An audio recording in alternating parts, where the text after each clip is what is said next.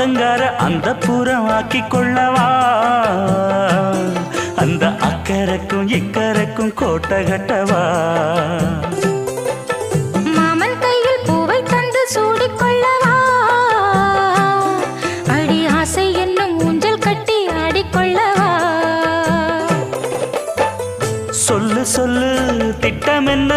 சொல்லுவது கஷ்டமா பொத்தி பொத்தி வச்சதென்ன என்னென்னவோ இஷ்டமா